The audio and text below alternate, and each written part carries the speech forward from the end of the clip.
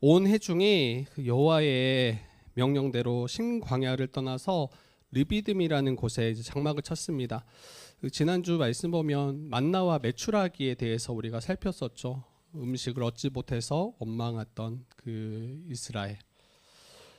그리고 그곳을 떠나서 그 신광야를 떠나서 이제 르비딤에 장막을 쳤는데 이 광야가 계속해서 이 물이 부족한 곳이에요. 그래서 신광야를 지나오는 동안 마실 물이 다 떨어지고 말았습니다. 15장에서도 홍해를 건너서 이제 수르광야에 이제 지나갈 때 물이 없어서 고통했던, 신음했던, 또 원망했던 우리 이스라엘 백성들을 살폈었잖아요. 그 고생했던 기억이 생생한데 이제 또 얼마 지나지 않아서 또다시 물이 떨어지고 말았습니다. 그리고 백성들은 다시 모세를 향해서 원망과 불평을 쏟아내기 시작합니다. 우리에게 물을 주어 마시게 하라. 이 한두 명이 아니죠. 이 수백만 명의 이스라엘 백성이 서로 일제히 소리치기 시작합니다. 얼마나 무섭고 심각했을지. 지난번에도 이야기했지만 물은 생존의 문제예요. 물이 있어도 되고 없어도 되는 기호식품이 아니라 우리가 죽고 사는 문제가 바로 물에 있음에 달려 있죠. 그래서 모세는 그들을 향해서 이야기합니다. 너희가 어찌하여 나와 다투느냐? 너희가 어찌하여 여호와를 시험하느냐? 이스라엘 백성들은 이 결핍의 문제를 마주할 때마다 그들의 태도는 한결같죠. 지도자와 다투고 원망하는 것입니다. 그런데 여러분, 이해가 되지 않는 게 아니에요. 왜 그들은 다투며 원망했습니까? 적어도 자신들을 애굽에서 인도해낸 지도자라면, 그리고 자신들을 구원해낸 하나님이라면 적어도 생존에 필요한 모든 문제는 해결해 줘야 되는 거 아닙니까? 그들의 이 마음은 틀린 게 아니죠. 아마 저와 여러분이 그 신광야에서 물이 없어서 목말라 외치고 있더라면, 그곳에 있었더라면 아마 저희들도 모세를 향해서 소리치고 원망의 말을 쏟아냈을 것입니다. 아마 무책임하다 이렇게 말했을 거예요. 우리와 자식들과 우리의 가축을 다 목말라 죽게 만드는구나. 이러려고 애굽에서 우리를 건져내었느냐 하면서 어떤 이들은 모세의 멱살을 잡고 욕하며 돌을 집어 던지려고 했을지 모르겠습니다. 수많은 백성의 원성을 듣고 있는 모세 또한 굉장히 고통스러웠을 게 분명해요. 여러분, 모세는 하나님과 이스라엘 백성 사이에 딱 끼어버린 느낌이에요. 모세라고 목이 안 마르지 않죠. 그리고 누구보다 이 백성들의 고통을 옆에서 가장 잘 알고 있었을 것입니다. 근데 그때 제가 좀 한 가지 질문이 생기더라고요. 이 말씀을 보면서 모세가 정말 탁월한 지도자 맞나? 약간 이런 질문이 생겼어요. 탁월한 지도자라면 다툼과 원망이 좀 일어나기 전에 미리 이 문제를 해결할 수 있으면 좋잖아요. 이러한 원망이 일어나기 전에 미리 하나님께 간구해서 이 문제를 해결할 수 있으면 괜찮잖아요. 근데 모세의 리더십을 보면 문제를 미연에 방지하는 게 아니라 이 문제를 계속 키우는 리더십 같아요. 문제가 터질 때까지, 골마 터질 때까지 극단으로 치닫는 후에 백성들이 다 들고 일어서서 소리치며 원망할 때까지 어떠한 대처를 취하지 않습니다. 여러분, 보통 세상은 좋은 리더라 하면 어떠합니까? 문제가 발생하기 전에 원인을 파악해요. 그리고 그 문제의 원인을 제거해서 그 공동체 가운데 문제가 일어나지 않도록 이것을 조치하고 이것을 처리하는 리더가 좋은 리더라고 할 수 있을 거예요. 그게 지혜로운 리더의 모습이죠. 그런데 여러분, 하나님께서 이끌어 가시는 방식은 세상의 방식과 다릅니다. 하나님의 초점은 그 문제, 그리고 그 문제 해결에 있지 않고 그 원인을 미리 제거해서 아무런 문제를 만들지 않는 게 하나님의 관심이 아니라 하나님께서는 이 생존의 문제를 통해서 이스라엘 백성들의 그 영적인 상태를 여실하게 드러내는 데 초점을 가지고 계신다라는 거예요. 이스라엘의 외적으로는 출애굽했어요. 자유를 얻었어요. 하나님의 백성이라는 이름을 가졌어요. 그런데 속으로는 여전히 애굽의 노예로서 그러한 정체성을 가지고 살아가고 있음을 하나님은 너무 잘 아시는 거죠. 하나님은 그 내면의 그들의 영적인 상태를 드러내기 원하시는 거예요. 지난번에도 이야기했지만 백성들의 목마름을 즉시 채워주셨더라면 그들은 여전히 노예 근성을 가지고 주님을 따랐을 거예요. 하나님의 백성인 척하며 살았을 거예요. 여전히 그들 안에는 애굽의 노예 근성을 가지고 살면서 하나님의 백성인 척 그렇게 예배하고 있었겠죠.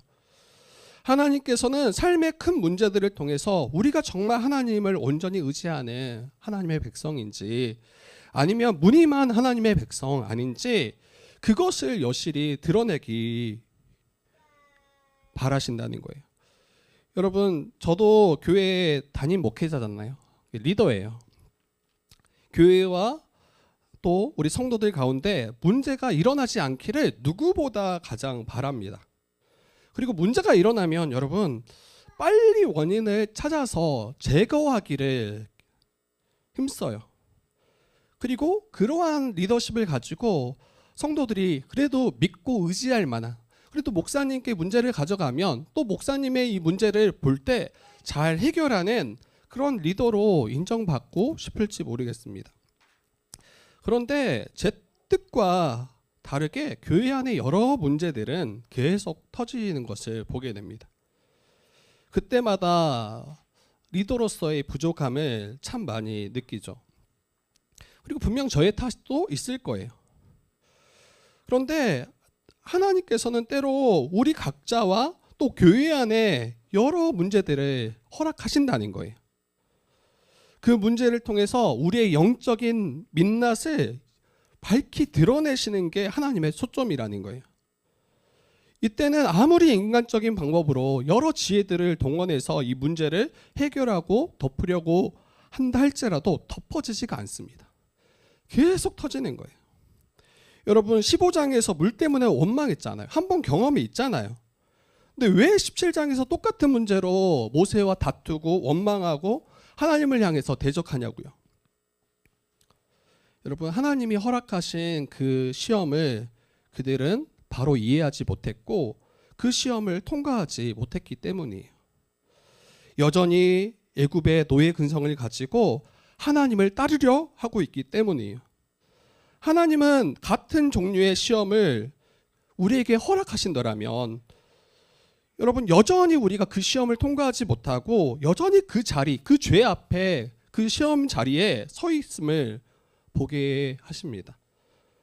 여러분 비슷한 문제들 또 똑같은 문제들을 계속 마주하고 여기에서 고통하고 신음할 때가 있잖아요. 어떤 이들은 물질의 문제로 물질만 어떤 문제가 일어나면 여지없이 시험에 들어요. 어떤 이들은 관계의 문제로 누군가와 계속 부딪히게 되고 아파하게 되고 오해하게 되고 여러 가지 각자의 그 연약한 죄된 또 여러 가지 연약한 우리의 문제들을 마주하게 됩니다.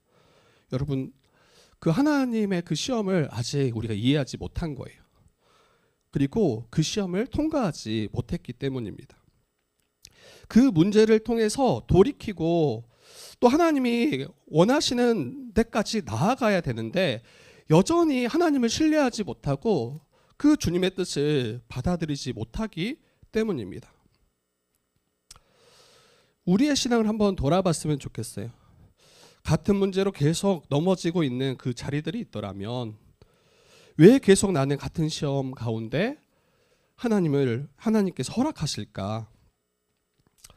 왜 여전히 나는 그 시험 앞에 신음하고 고통하고 있을까? 여전히 애굽에서의 삶이 좋았다 여기기 때문이. 여전히 죄의 습관대로 너무 쉽게 돌아가기 때문입니다. 저는 이제 많은 사람들을 만나잖아요.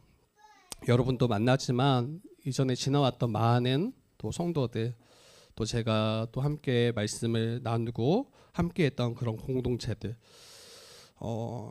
여러분 다 시험들을 다 마주해요. 시험 없이 그렇게 살아가는 분들이 없는데, 이 많은 분들이 이렇게 말합니다. 왜 하나님께서 내게 이러한 시험을 허락하시는지 모르겠다, 이렇게 이제 말해요.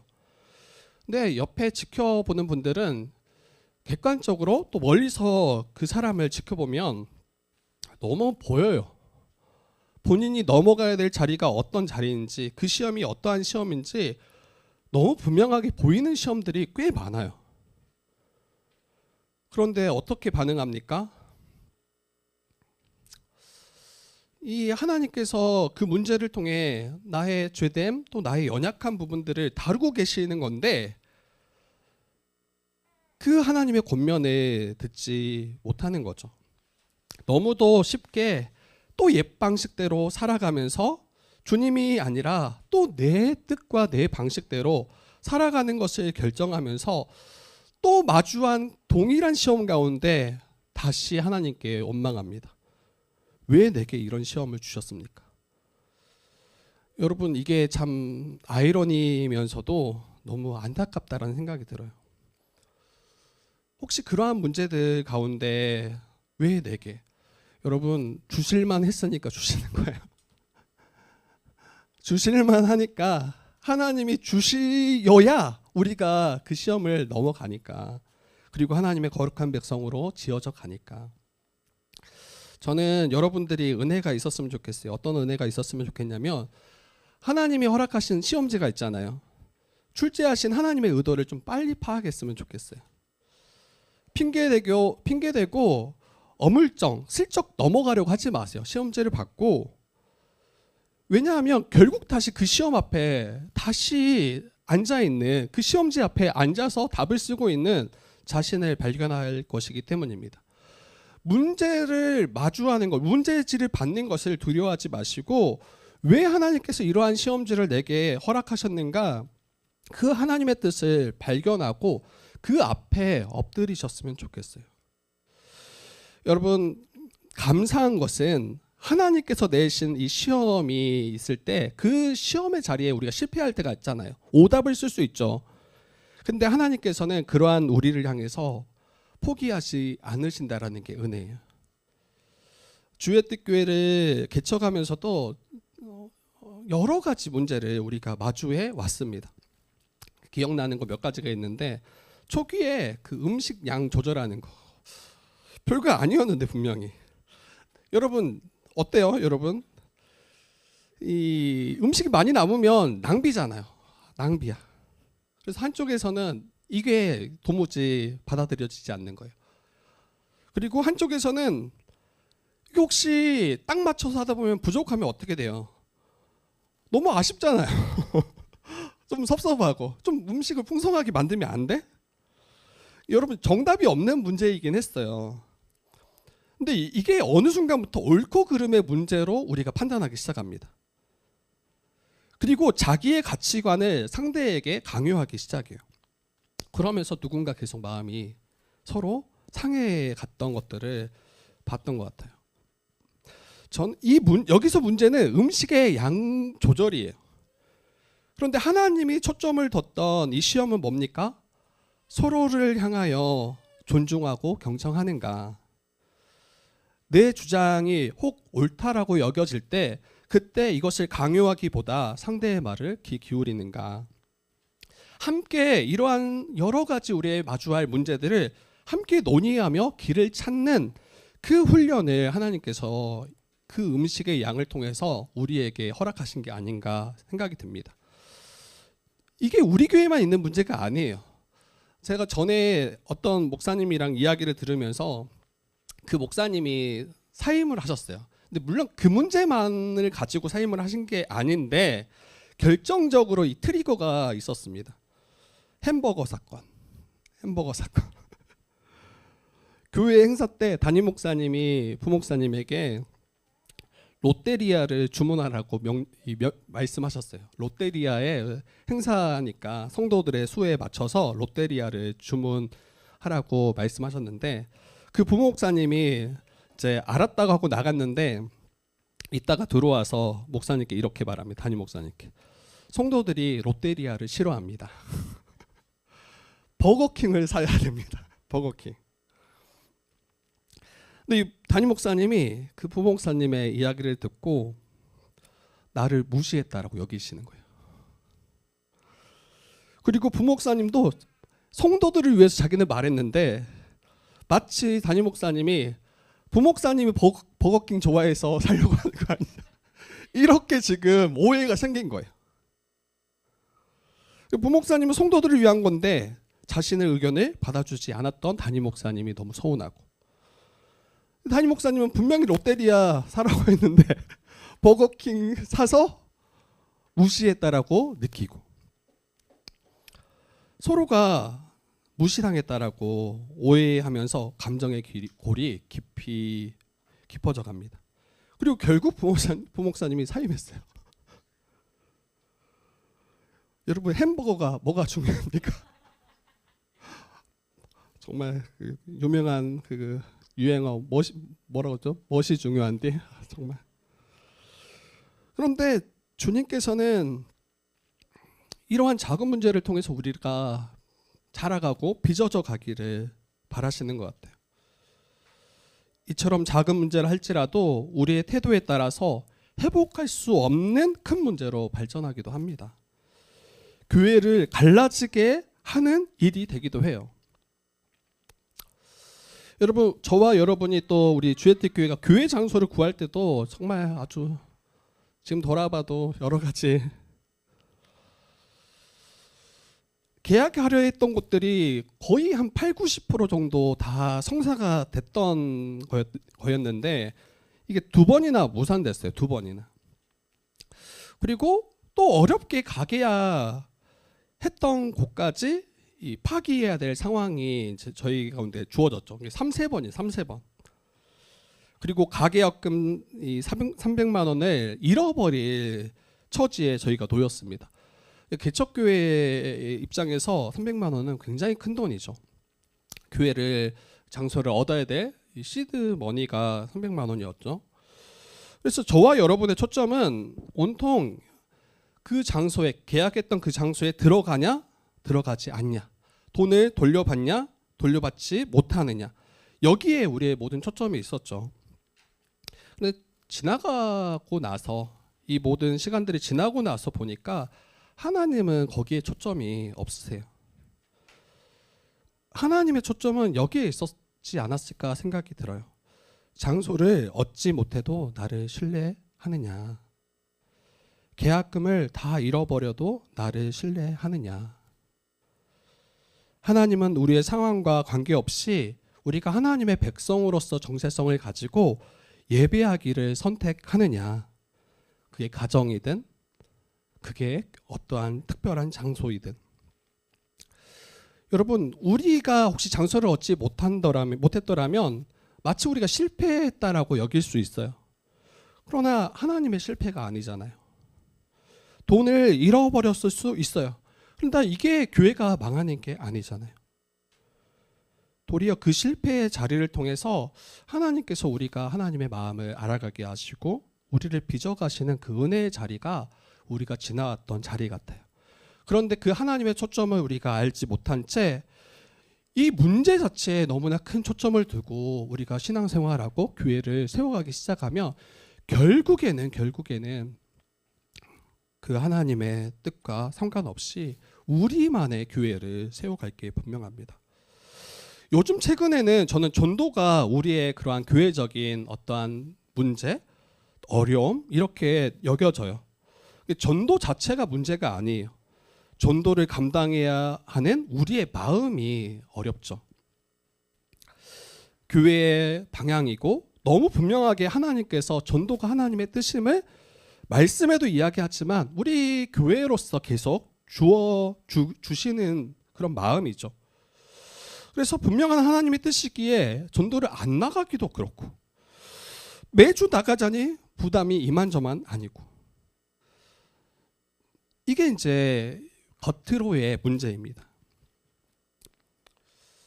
근데 하나님의 초점은 이 전도를 통해서 어떻게 바라보실까 한번 생각해 봤는데, 물론 전도의 사명을 감당해서 한 영혼이 주님께 돌아오는 거 너무 중요하고 하나님이 바라보시는 초점이 맞아요. 근데 더 본질적인 것은 우리가 하나님이 쓰시기에 합당하고 하나님이 쓰시기에 편한 그런 일꾼으로 빚어져 가는 과정이 저는 전도에 있다고 생각해요.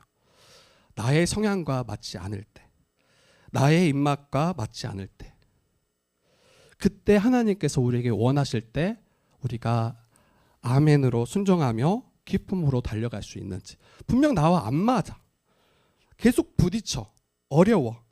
그런데 이게 주의 뜻일 때 그것에 온전히 우리가 수긍하고 엎드릴 수 있는지. 하나님께서는 굳어져 있는 우리 마음, 또 여전히 자기 중심적으로 이 신앙을 판단하고 살아가는 우리의 중심을 바꾸시기 원하신다라는 생각이 듭니다. 여러분, 하나님께서 우리를 그 빚어가시는 그 과정들 하나하나를 우리가 잘 바라보실 수 있으면 좋겠어요. 하나님께서 마음껏 우리를 사용하실 수 있도록 우리가 준비되어지는 과정이 저는 이 시간이라고 생각합니다. 그리고 그러한 계속 하나님의 이 훈련 과정들은 있을 거예요. 자, 본문으로 다시 돌아가서 여러분, 상황이 굉장히 급박합니다. 모세가 하나님께 부르짖어요. 우리 4절 한번 같이 읽어봅시다. 17장 4절 같이 한번 읽어보도록 하겠습니다. 17장 4절입니다. 시작.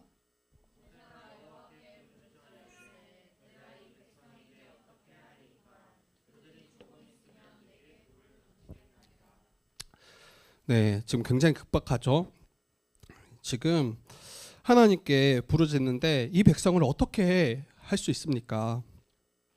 그들이 조금 있으면 내게 돌을 던질 것 같습니다 라고 하나님께 지금 부르짖습니다. 여러분, 백성들이 돌을 던지는 걸 한번 생각해 보세요. 돌을 던지려고 하는 그러한 상황, 이거 단순한 화풀이가 아닙니다. 물을 얻을 수 없어서 단순히 분을 내는 모습이 아니에요.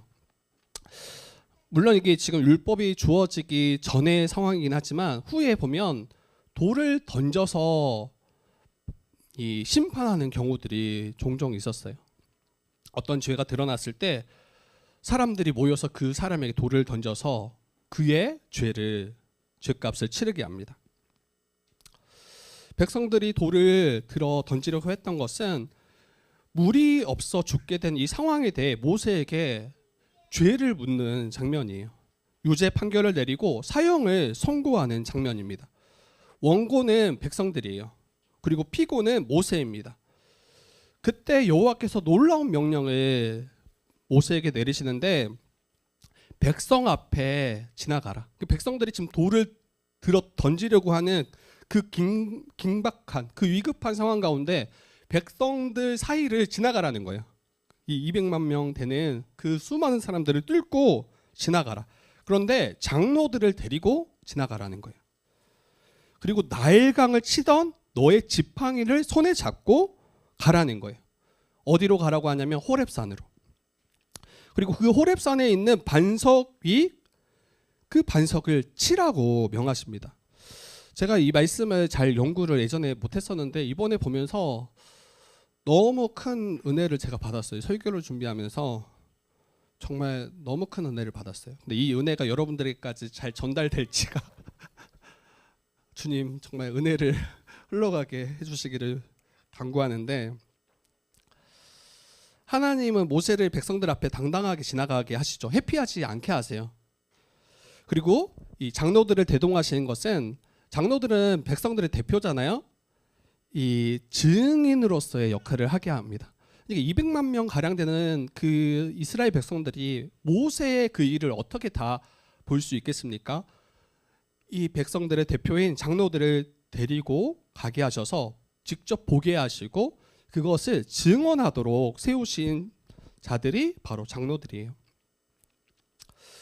그리고 앞에서 이야기했던 것처럼 이 지팡이, 호렙산에 있는 반석에 그 애굽에서 심판으로 썼던 그 도구인 이 지팡이를, 이 나일강을 쳐서 물을 피로 바꿨던 그 능력의 하나님의 지팡이를 들고 가라는 거예요. 근데 그 지팡이를 반석에 치라는 거예요. 그리고 물이 터져 나왔죠. 우리 말씀 한번 다시 한번 여러분 한번 보셨으면 다시 한번 우리 보고 제가 이어서 가도록 하겠습니다. 우리 5절 6절 한번 다시 읽어봅시다. 5절 6절 5절 6절 같이 보겠습니다. 시작.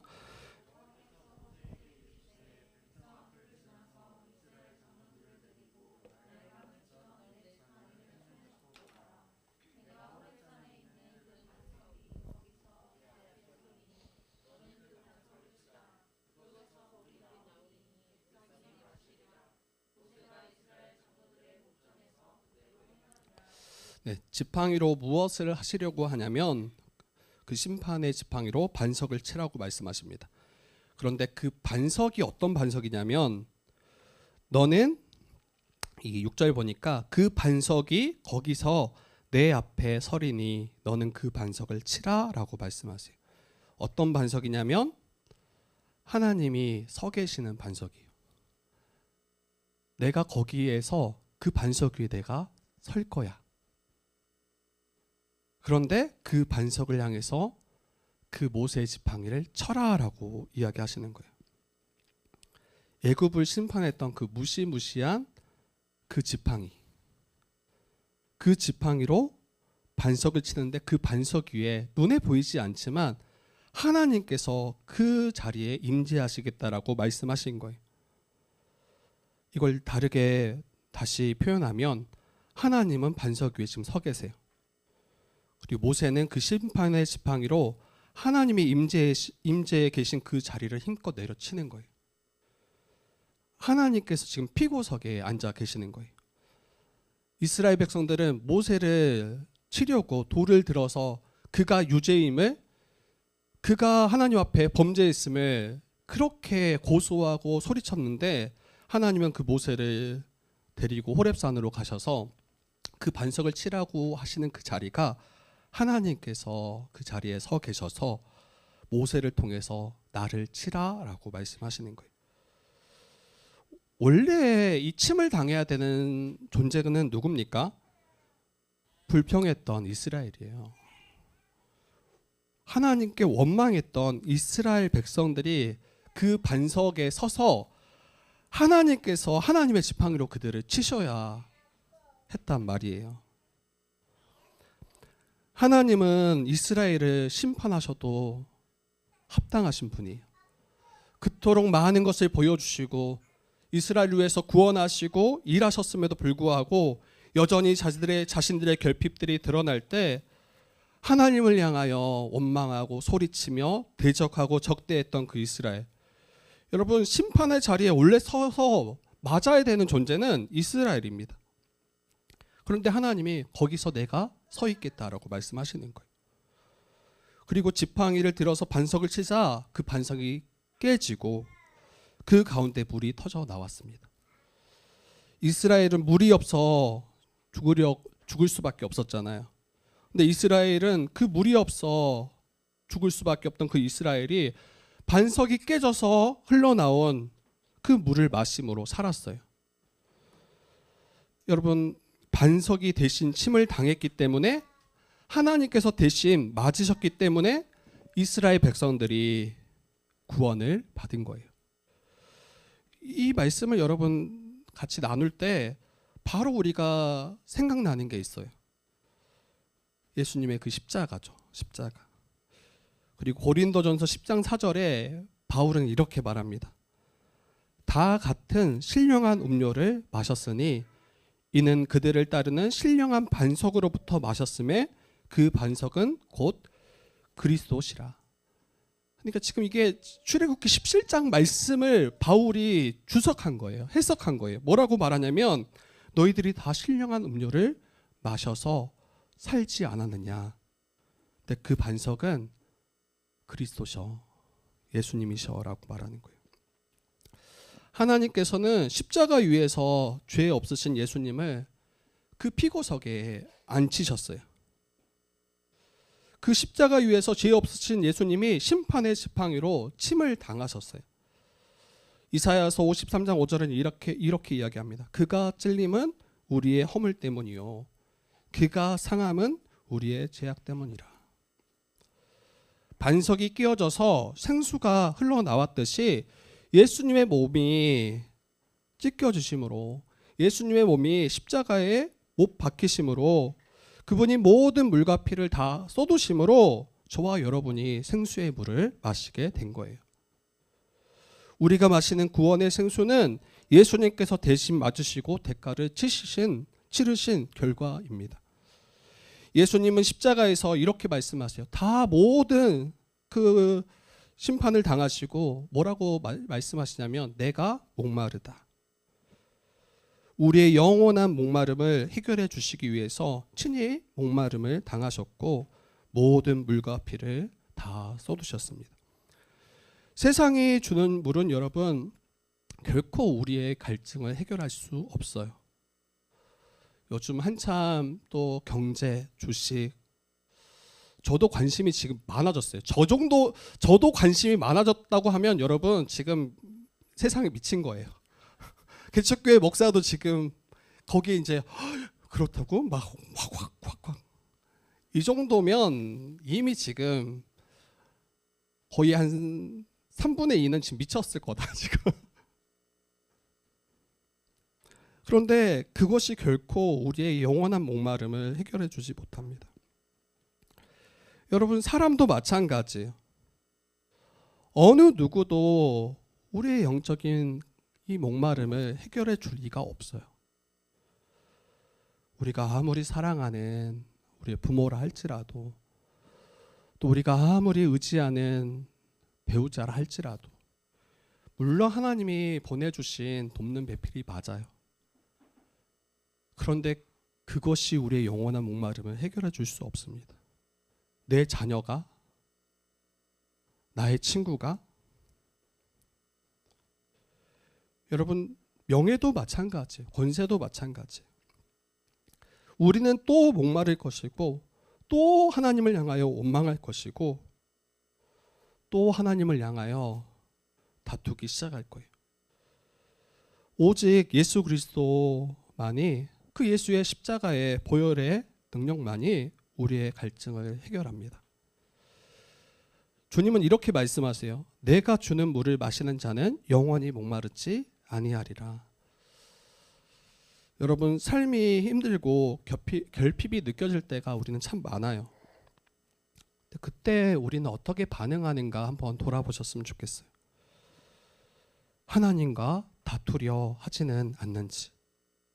여기 7절에 이렇게 이야기해요. 그가 그곳 이름을 마사 또는 무리바라 불렀으니 이는 이스라엘 자손이 다투었으며 또는 그들이 여호와를 시험하여 이르기를 여호와께서 우리 중에 계신가 안 계신가 하였음이로라. 여러분 하나님과 다투려 하지 마세요. 하나님이 계신가 안 계신가 의심하며 원망하지 마세요. 여러분이 처한 상황 때문에, 우리의 결핍 때문에 그 길로 나아가지 마세요. 이미 주님은 우리를 위해서 십자가에 달리셨잖아요. 이미 2000년 전에 우리를 위해서 그 십자가에서 우리 대신해서 심판을 다 받으셨잖아요. 그래서 우리에게 가장 복된 참된 영원한 생명의 물을 우리에게 마시게 하셨잖아요. 그런데 어떻게 우리가 그 주님을 향해서 원망하고 대적할 수 있겠습니까? 여러분 같은 문제에 계속 걸려 넘어지는 지점들이 있을 거예요. 저도 그래요. 그런데 그러한 삶으로 우리가 맞춰지지 않았으면 좋겠어요. 왜냐하면 이제는 나를 위해 깨어지신 그 예수 그리스도로 인해서 우리가 생수를 마시기 때문이죠. 이제는 주님을 신뢰하며 믿음의 길을 걸어가는 그 힘을 얻었기 때문입니다. 그래서 다시 한번 우리가 돌아봤으면 좋겠어요. 저는 이 반석을 쳐서 물을 냈다라고만 생각했지 그 반석 위에 하나님이 서 계셨다라는 걸 너무 못 봤어요. 근데 그 원망과 불평 가운데 신음하는 도리어 하나님을 대적하는 그 백성들을 위해서 하나님이 그 자리에 서 계셨구나. 그래서 우리를 대신해서 맞으셨구나. 심판을 당하셨구나. 이게 성취되는 게 예수 그리스도로 말미암아 우리에게 이루어졌습니다. 그 은혜를 붙잡으시고 우리 이 땅의 광야 같은 이 땅의 삶을 끝까지 우리가 믿음으로 완주하고 승리하는 저와 여러분들 되기를 주님의 이름으로 축복합니다.